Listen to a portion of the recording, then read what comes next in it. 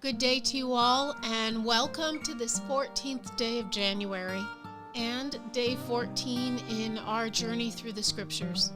My name is Heather, and I am here with you on Sundays, and we're about to do what we do every day here.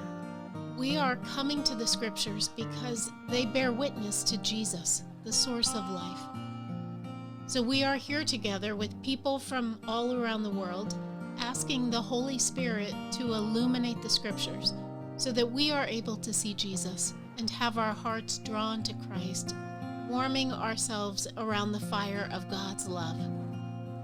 We are continuing on today in Genesis, reading chapters 34 through 36 and finishing with Luke 14. So let's jump right in. Genesis chapter 34.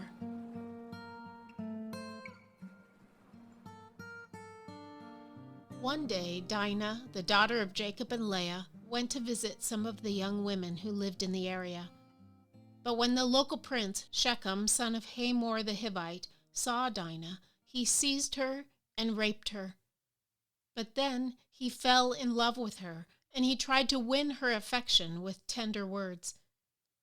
He said to his father Hamor, "Get me this young girl. I want to marry her." Soon Jacob heard that Shechem had defiled his daughter Dinah, but since his sons were out in the fields herding his livestock, he said nothing until they returned.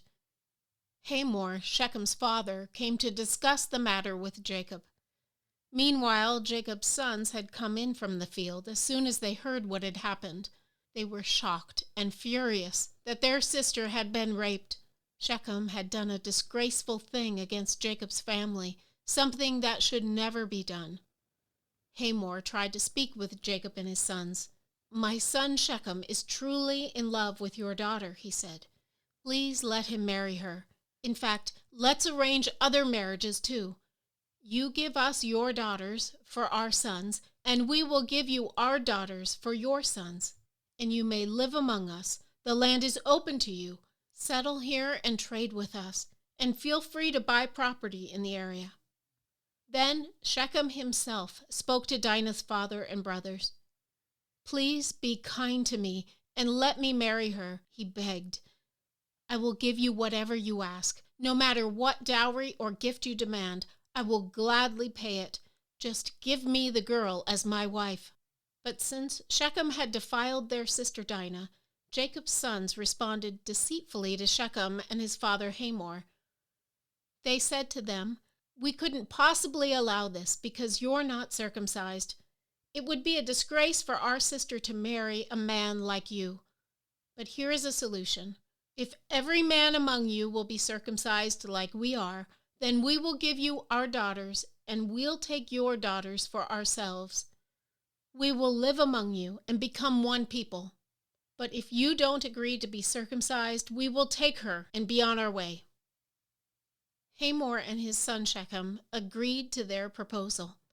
Shechem wasted no time in acting on this request, for he wanted Jacob's daughter desperately. Shechem was a highly respected member of his family, and he went with his father Hamor to present this proposal to the leaders at the town gate. "These men are our friends," they said. "Let's invite them to live here among us and trade freely. Look, the land is large enough to hold them. We can take their daughters as wives and let them marry ours.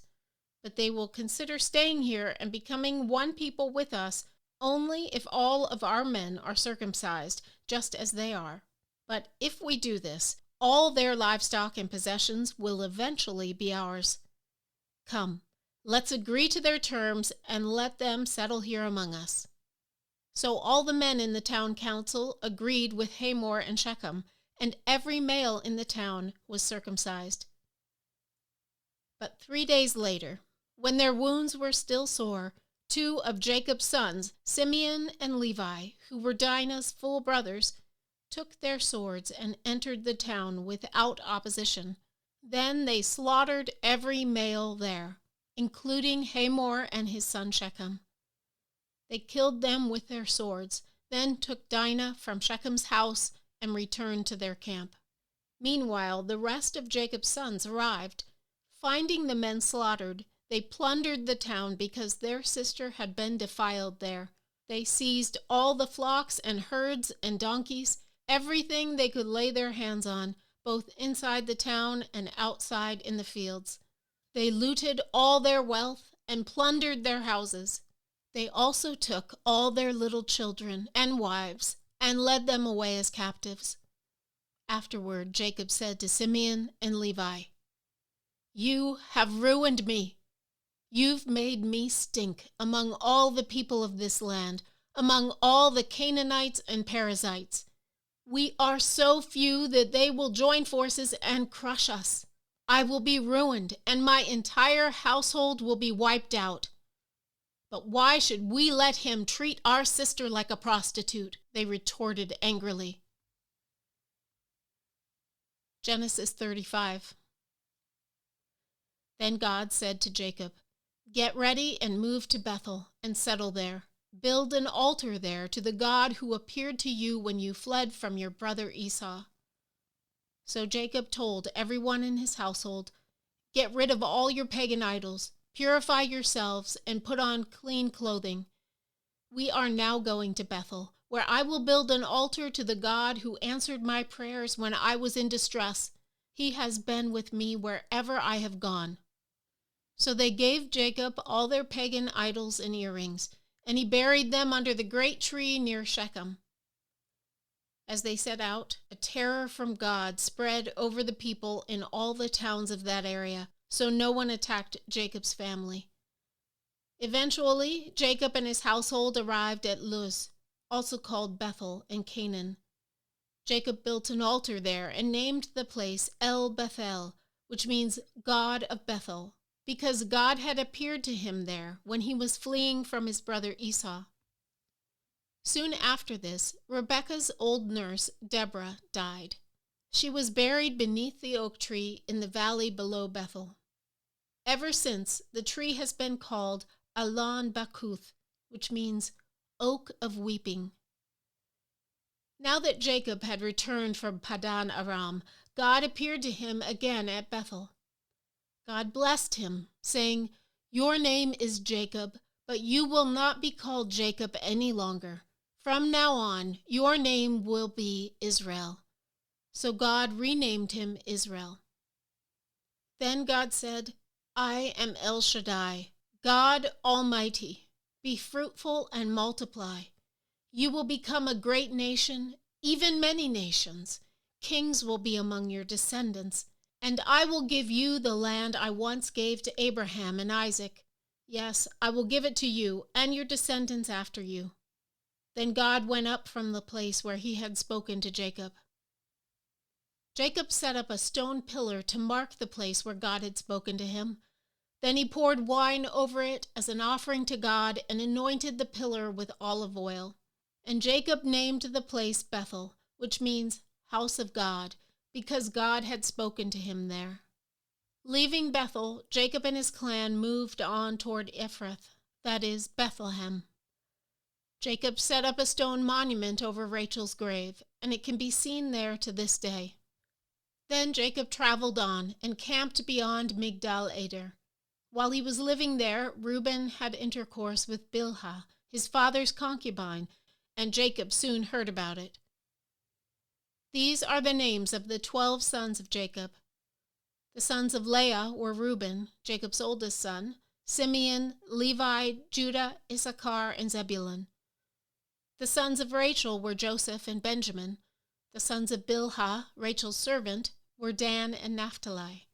The sons of Zilpah, Leah's servant, were Gad and Asher. These are the names of the sons who were born to Jacob at Padan Aram. So Jacob returned to his father Isaac in Mamre, which is near Kiriath Arba, now called Hebron, where Abraham and Isaac had both lived as foreigners. Isaac lived for 180 years, then he breathed his last and died at a ripe old age, joining his ancestors in death, and his sons Esau and Jacob buried him. Genesis 36. This is the account of the descendants of Esau, also known as Edom. Esau married 2 young women from Canaan. Adah, the daughter of Elon the Hittite, and Oholibamah, the daughter of Anah and granddaughter of Zibeon the Hivite. He also married his cousin Basemath, who was the daughter of Ishmael and the sister of Nebaioth. Adah gave birth to a son named Eliphaz for Esau. Basemath gave birth to a son named Reuel. Oholibamah gave birth to sons named Jeush, Jalam, and Korah. All these sons were born to Esau in the land of Canaan. Esau took his wives, his children, and his entire household, along with his livestock and cattle, all the wealth he had acquired in the land of Canaan, and moved away from his brother Jacob. There was not enough land to support them both because of all the livestock and possessions they had acquired. So Esau, also known as Edom, settled in the hill country of Seir. This is the account of Esau's descendants, the Edomites, who lived in the hill country of Seir. These are the names of Esau's sons: Eliphaz, the son of Esau's wife Adah, and Reuel, the son of Esau's wife Basemath. The descendants of Eliphaz were Timon, Omar, Zepho, Gatam, and Kenaz. Timnah, the concubine of Esau's son Eliphaz, gave birth to a son named Amalek. These are the descendants of Esau's wife Adah. The descendants of Reuel were Nahath, Zerah, Shammah, and Mizah. These are the descendants of Esau's wife Basemath. Esau also had sons through Oholibamah, the daughter of Anah, the granddaughter of Zibeon. Their names were Jeush, Jalam, and Korah. These are the descendants of Esau, who became the leaders of various clans. The descendants of Esau's oldest son, Eliphaz, became the leaders of the clans of Timon, Omar, Zepho, Kenaz, Korah, Gatam, and Amalek. These are the clan leaders in the land of Edom who descended from Eliphaz. All these were descendants of Esau's wife Adah. The descendants of Esau's son Reuel became the leaders of the clans of Nahath, Zerah, Shammah, and Mizah. These are the clan leaders in the land of Edom who descended from Reuel. All these were descendants of Esau's wife Basemath. The descendants of Esau and his wife Oholibamah became the leaders of the clans of Jeush, Jalam, and Korah. These are the clan leaders who descended from Esau's wife Oholibamah, the daughter of Anah. These are the clans descended from Esau, also known as Edom, identified by their clan leaders. These are the names of the tribes that descended from Seir, the Horite. They lived in the land of Edom: Lotan, Shobal, Zibeon, Anah, Dishon, Ezer, and Dishan. These were the Horite clan leaders, the descendants of Seir, who lived in the land of Edom. The descendants of Lotan were Hori and Hemam. Lotan's sister was named Timnah. The descendants of Shobal were Alvan, Manahath, Ebal, Shepho, and Onam. The descendants of Zibeon were Ea and Anah. This is the Anah who discovered the hot springs in the wilderness while he was grazing his father's donkeys. The descendants of Anah were his son Dishon and his daughter Oholibamah.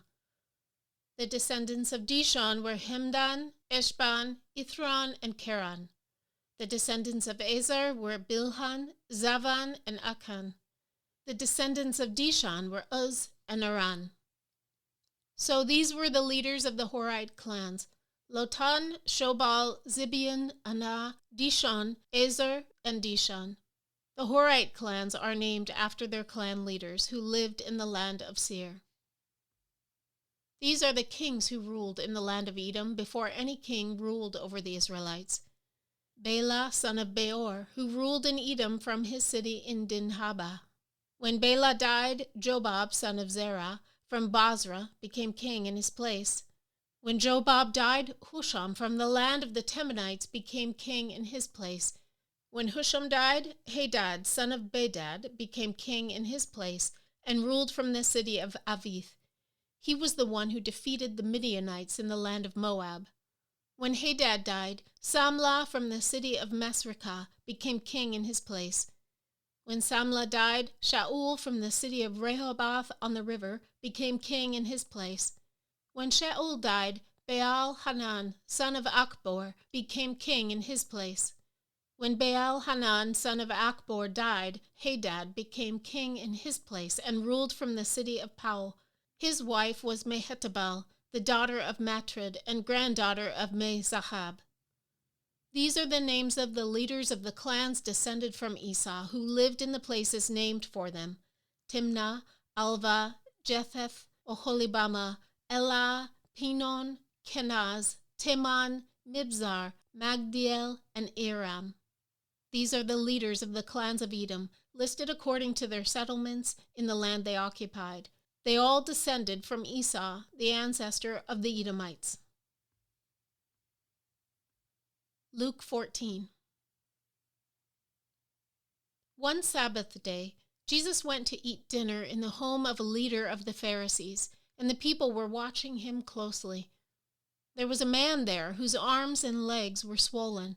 Jesus asked the Pharisees and experts in religious law, "Is it permitted in the law to heal people on the Sabbath day or not?" When they refused to answer, Jesus touched the sick man and healed him and sent him away. Then he turned to them and said, "Which of you doesn't work on the Sabbath? If your son or your cow falls into a pit, don't you rush to get him out?" Again, they could not answer. When Jesus noticed that all who had come to dinner were trying to sit in the seats of honor near the head of the table, he gave them this advice: "When you are invited to a wedding feast, don't sit in the seat of honor. What if someone who is more distinguished than you has also been invited? The host will come and say, 'Give this person your seat.' Then you will be embarrassed, and you will have to take whatever seat is left at the foot of the table. Instead, take the lowest place at the foot of the table. Then when your host sees you, he will come and say, 'Friend, we have a better place for you.' Then you will be honored in front of all the other guests. For those who exalt themselves will be humbled, and those who humble themselves will be exalted." Then he turned to his host. "When you put on a luncheon or a banquet," he said, "don't invite your friends, brothers, relatives, and rich neighbors, for they will invite you back, and that will be your only reward. Instead, invite the poor, the crippled, the lame, and the blind. Then, at the resurrection of the righteous, God will reward you for inviting those who could not repay you." Hearing this, a man sitting at the table with Jesus exclaimed, "What a blessing it will be to attend a banquet in the kingdom of God." Jesus replied with this story: "A man prepared a great feast and sent out many invitations. When the banquet was ready, he sent his servant to tell the guests, 'Come, the banquet is ready.' But they all began making excuses. One said, 'I have just bought a field and must inspect it. Please excuse me.' Another said, 'I have just bought 5 pairs of oxen, and I want to try them out. Please excuse me.' And another said, 'I just got married, so I can't come.' The servant returned and told his master what they had said.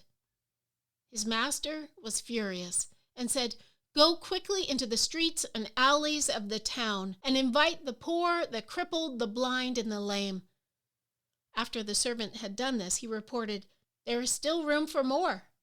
So his master said, 'Go out into the country lanes and behind the hedges and urge anyone you find to come, so that the house will be full. For none of those I first invited will get even the smallest taste of my banquet.' A large crowd was following Jesus. He turned around and said to them, 'If you want to be my disciple, you must, by comparison, hate everyone else: your father and mother, wife and children, brothers and sisters, yes, even your own life. Otherwise you cannot be my disciple. And if you do not carry your own cross and follow me, you cannot be my disciple. But don't begin until you count the cost. For who would begin construction of a building without first calculating the cost to see if there is enough money to finish it? Otherwise, you might complete only the foundation before running out of money, and then everyone would laugh at you. They would say, 'There's the person who started that building and couldn't afford to finish it.' Or what king would go to war against another king without first sitting down with his counselors to discuss whether his army of 10,000 could defeat the 20,000 soldiers marching against him. And if he can't, he will send a delegation to discuss terms of peace while the enemy is still far away. So you cannot become my disciple without giving up everything you own. Salt is good for seasoning, but if it loses its flavor, how do you make it salty again? Flavorless salt is good neither for the soil nor for the manure pile. It is thrown away. Anyone with ears to hear should listen and understand.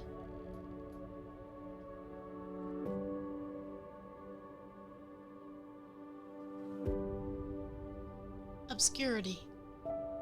Are you afraid of it? I think our culture is.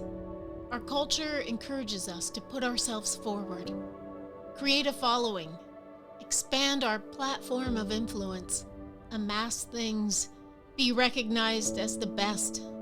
But this isn't just a reality out in the world. Jesus was talking to very religious people, religious experts even. Those of us in church that call ourselves Christians are just as much at risk of these things. We seek validation through our connections with the influential and the successful. We begin to believe that ever-broadening platforms are what is needed to accomplish God's work. We strive to be known and heard and connected. We look for the accolades, and when we get them, we assume they are a confirmation of God's blessing on us. But Jesus seems to turn this on its head. He talks about the obscure people as being those who will be the guests at his banquet. And he calls those with the means and power to focus their attention on those in the shadows. Looking for and getting the big accolades here and now will be the only reward. But he seems to be assuring us that if we will follow him to what might seem obscure and unnoticed now, we can look forward to a rich and joyful party in the end. Following God requires us to begin seeing people the way he does. Following Jesus may lead us to people that don't seem to have big influence, people who no one seems to want to notice. But Jesus seems to be saying that if we will lay down our need for accolades and acknowledgement now, and will follow him to those obscure places, to the people on the wings and in the shadows, extending his love and embrace to them, then, as he says in Luke 14:14, then at the resurrection of the righteous, God will reward you for inviting those who could not repay you. Humble yourself and acknowledge and welcome your proper place in the story of God. We are both the invited and the inviter. Our place in the story is of one who has been brought in from the highways and the byways, the hedges and the alleys, and we are called to humbly accept that invitation, follow him, and invite others. Come find your place at God's table and bring the others with you.